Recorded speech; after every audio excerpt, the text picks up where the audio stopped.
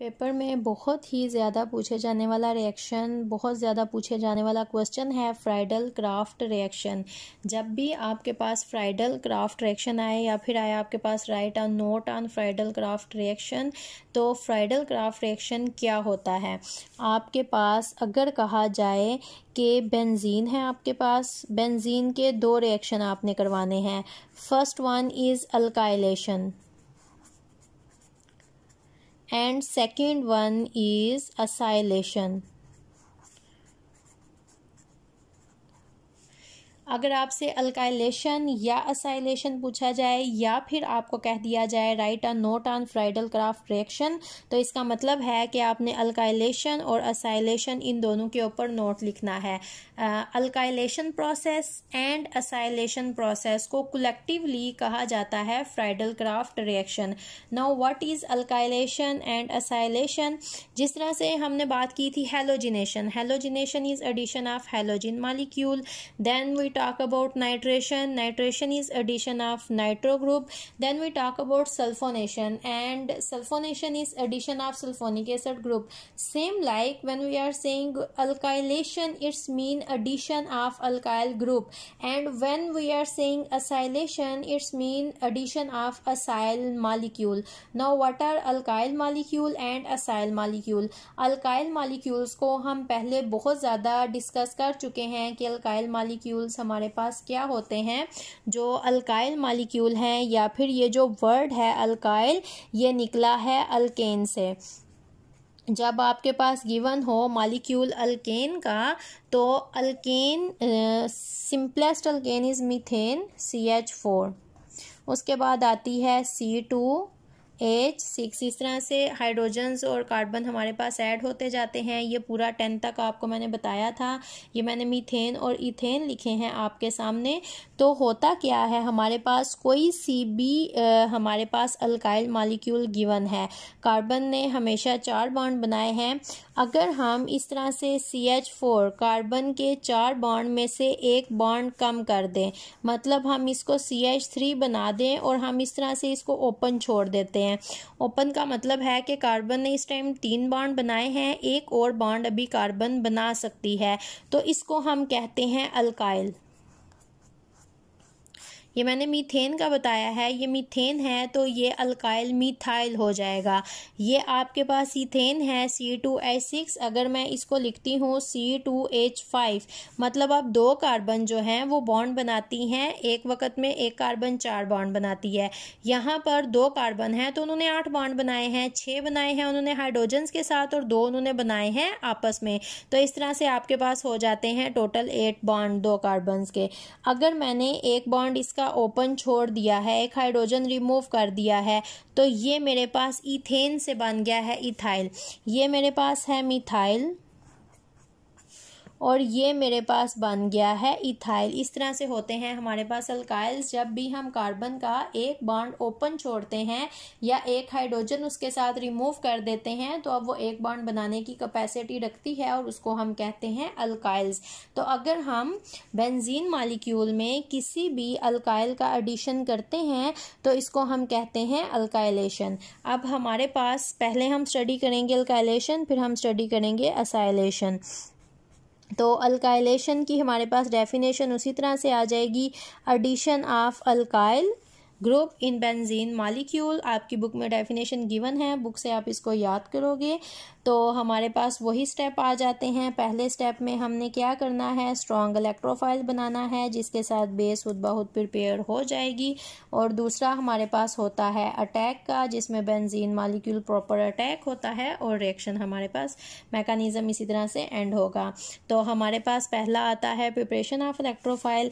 अब मेरे पास गिवन है यहाँ पर alkane, for example CH4।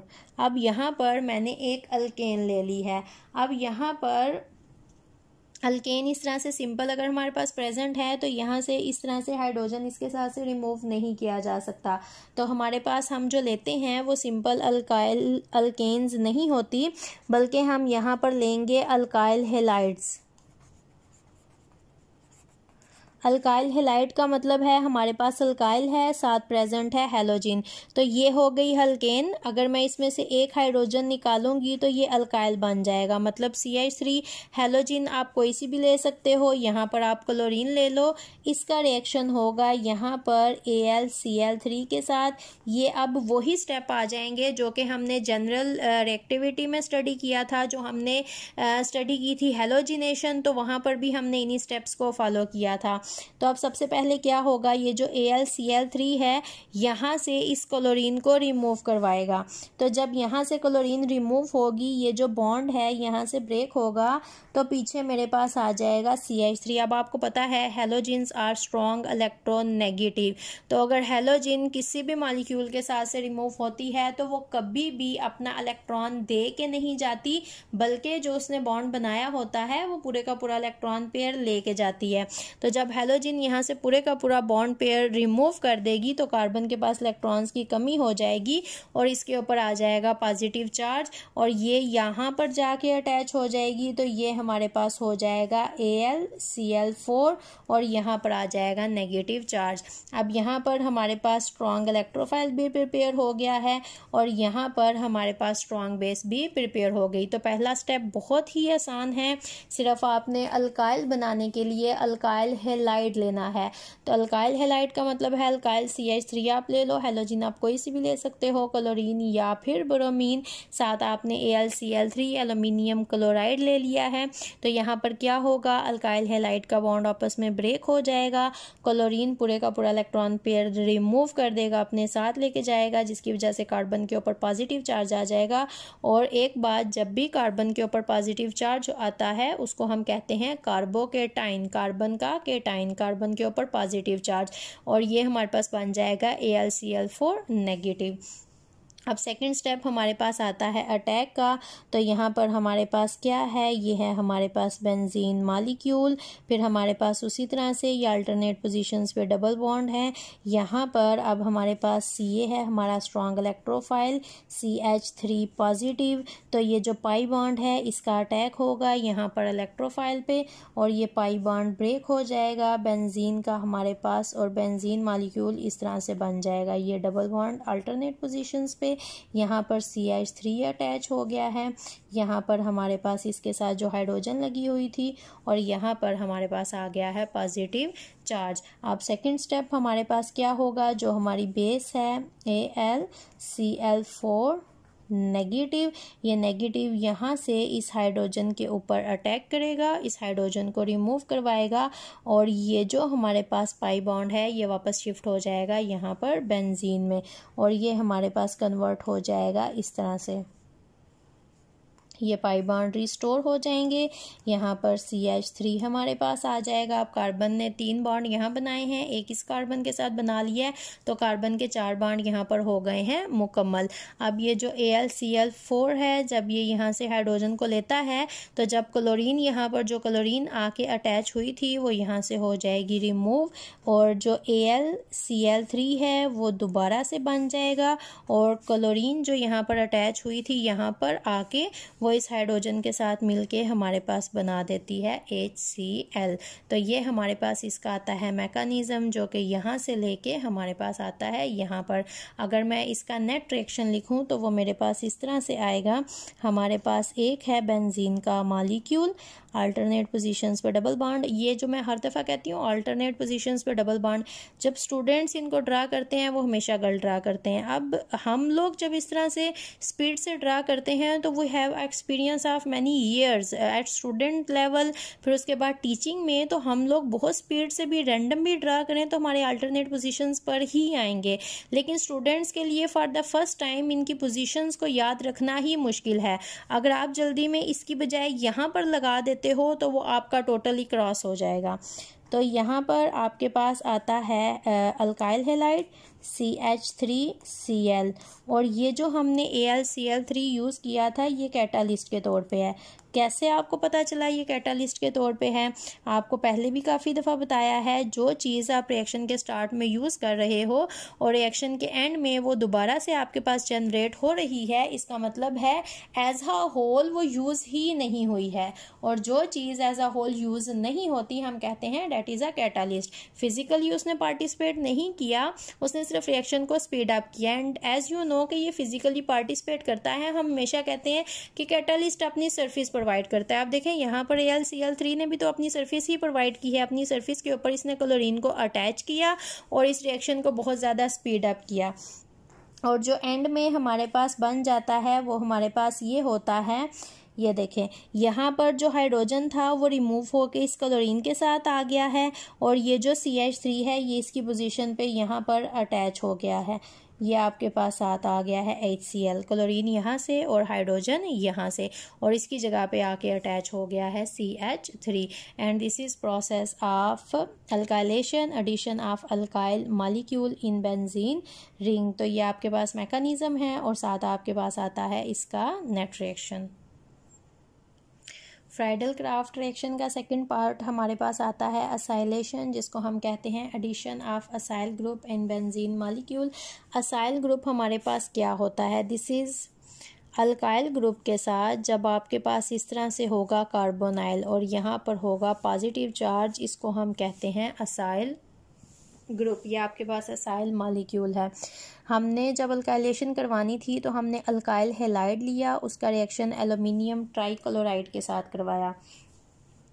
Same हमारे पास असाइलेशन में होगा, जब हमने असाइलेशन करवानी है तो हम असाइल हैलाइड लेंगे, उसका रिएक्शन करवाएंगे एल्यूमिनियम ट्राई क्लोराइड के साथ। वही आपके पास स्टेप हैं, पहले इलेक्ट्रोफाइल बनाना है फिर अटैक होगा। तो हम मैकेनिज्म की तरफ आते हैं। हमने लेना है यहाँ पर असाइल क्लोराइड, ये आपने याद कर लेना है, दिस इज़ असाइल मॉलिक्यूल और असाइल क्लोराइड, साथ इसके आ गया यहाँ पर क्लोरीन, सिंपल। साथ हमने लेना है एल्यूमिनियम ट्राई क्लोराइड। ये सारे स्टेप वही होंगे जो कि अल्काइलेशन में हुए थे, नो डिफरेंस। जस्ट आपने याद ये रखना होता है अटैक कहाँ पर होना है और अटैचमेंट कहाँ से होनी है। अब पहला स्टेप तो इलेक्ट्रोफाइल और बेस को बनाने है, या फिर यू कैन से इलेक्ट्रोफाइल और न्यूक्लियोफाइल को प्रिपेयर करना है। तो इसी तरह से ये बॉन्ड यहाँ से हो जाएगा ब्रेक। जब ब्रेक होगा क्लोरीन यहाँ से जाएगी, पूरे का पूरा इलेक्ट्रॉन पेयर लेकर जाएगी, तो R C double bond O और यहाँ पर आ जाएगा पॉजिटिव चार्ज, प्लस आपके पास बन जाएगा AlCl4 नेगेटिव। अब सेकंड स्टेप में हमारे पास बेंजीन मॉलिक्यूल है।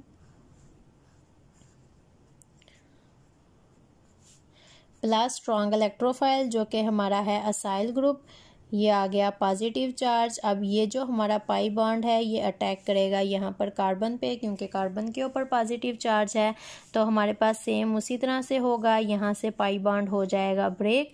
जब हमारे पास पाई बॉन्ड ब्रेक होता है, ये कार्बन के ऊपर अटैक हुआ है और जिसके ऊपर अटैक होता है उसी के साथ बॉन्ड बनता है, तो कार्बन के साथ बॉन्ड बनेगा और यहाँ पर हमारे पास आ जाएगा R ग्रुप, यहाँ पर हाइड्रोजन और यहाँ पर हमारे पास आ जाता है पॉजिटिव चार्ज। नेक्स्ट स्टेप में हमारे पास जो बेस है वो यहाँ पर आएगी, ये नेगेटिव चार्ज यहाँ पर अटैक करेगा हाइड्रोजन पे और ये जो पाई बॉन्ड है ये शिफ्ट हो जाएगा यहाँ पर वापस। जब ये पाई बॉन्ड यहाँ पर वापस शिफ्ट हो जाएगा तो ये हमारे पास इसी तरह से बन जाएगी बेंजीन, अल्टरनेट पोजीशंस पे bond C double bond O और यहाँ पर हमारे पास R है। AlCl3 जो कि हमारा कैटालिस्ट था वो दोबारा से जनरेट हो जाएगा और साथ हमारे पास आ जाएगा HCl। अगर मैं ये नेट रिएक्शन लिखूँ तो ये मेरे पास इस तरह से आता है, बेंजीन मॉलिक्यूल है इस तरह से, साथ मेरे पास है असाइल क्लोराइड और साथ जो हमने कैटालिस्ट लिया है डेट इज़ AlCl3 और मेरे पास यहाँ पर बेंजीन मॉलिक्यूल में असाइल मॉलिक्यूल का हो जाएगा एडिशन इस तरह से और साथ मेरे पास बन जाता है HCl, क्योंकि ये जो यहाँ से क्लोरीन उतरा है ये यहाँ से इस हाइड्रोजन के साथ अटैच होकर बना देता है HCl। रिएक्शन बहुत आसान है। अब असाइलेशन और अल्काइलेशन, ये जो फ्राइडल क्राफ्ट रिएक्शन है ये, या फिर सल्फोनेशन और नाइट्रेशन पेपर में इन दोनों क्वेश्चंस में से कोई एक क्वेश्चन ज़रूर आता है। और फ्राइडल क्राफ्ट रिएक्शन हमेशा पेपर में पूछे जाते हैं। और जो स्टूडेंट गलती करते हैं वो ये हैं, ये आपके पास बनता है मालिक्यूल, और जो स्टूडेंट बनाते हैं पेपर में वो ये बनाते हैं इस तरह से बेंजीन, यहाँ पर आर इस तरह से, और ये आपके पास हो जाता है क्रॉस। फिर स्टूडेंट कहते हैं कि हम लोग सारा ठीक करके आए थे लेकिन हमारा गलत हो गया। और वो कैसे गलत हो गया? पहली बात, जब ये आपके पास अल्केन है, एक हाइड्रोजन निकाल दें तो बन जाता है अल्काइल। अब एक हाइड्रोजन अगर निकाली है, एक बॉन्ड ओपन है, तो कार्बन एक और बॉन्ड बनाएगी तो 4 बॉन्ड कंप्लीट हो जाएंगे। कार्बन कभी भी 2 बॉन्ड यहाँ पर नहीं बनाएगी, तो ये कार्बन ने बना लिए 2 बॉन्ड, 3 तो पहले ही बने थे तो 5 हो गए, तो ये स्ट्रक्चर टोटल गलत हो गया। दूसरी बात, कार्बन 4 बॉन्ड बनाती है, यहाँ पर आपने 5 बना के यहाँ पर 3 छोड़ दिए हैं, 1 2 3, और ये तो ओपन है, इसके तो बॉन्ड अभी भी कंप्लीट नहीं, तो इसलिए ये स्ट्रक्चर पूरे का पूरा हो जाता है क्रॉस। और जो आप पूरी एसाइलेशन करते हो वो टीचर जैसे ही यहाँ से पहले स्टेप में स्टूडेंट को देखते हैं, उसने आर यहाँ पर लगाया, CO। बहुत दफ़ा जब मैंने पेपर चेक किए हैं तो हमारी क्लास में मोर देन 50% स्टूडेंट्स का यही काम है, आर यहाँ पर है, C डबल बॉन्ड और यहाँ बाहर निकला है, उसी टाइम पूरी की पूरी एसाइलेशन क्रॉस हो जाती है। और जो आप कहते हो ना कि हमारा जो पहली इक्वेशन थी उसका 1 नंबर मिल जाएगा, वो भी नहीं मिलता। और अगर आप कहो कि आप इस चीज़ को क्लेम कर सकते हो तो ऐसा कुछ भी नहीं होता। तो सबसे बेहतर चीज़ ये है कि छोटी छोटी गलतियाँ, छोटी छोटी लापरवाहियाँ ना करें ताकि आपके नंबर ना कटें। ये बहुत इंपॉर्टेंट क्वेश्चन हैं, बेंजीन के रिएक्शन पेपर में ज़रूर आते हैं, ऐसा कभी भी नहीं हुआ बेंजीन में से क्वेश्चन ना आए। तो बहुत आसान रिएक्शन है, सिर्फ एक स्टेप आपने हर एक रिएक्शन में याद रखना है, that is first step preparation of electrophile. बाकी के स्टेप आपको खुद ब खुद याद हो जाएंगे, उनमें गलती नहीं होगी, सिर्फ प्रैक्टिस करनी है। जो चीज़ आपने याद करनी है अच्छी तरह से वो आपके पास ये है, हेडिंग को याद करना है, कौन सा ग्रुप ऐड हो रहा है, और आपने इलेक्ट्रोफाइल और न्यूक्लियोफाइल को प्रिपेयर करना है। बाकी जो आपके पास स्टेप्स हैं वो आपको खुद ब खुद याद रह जाएंगे।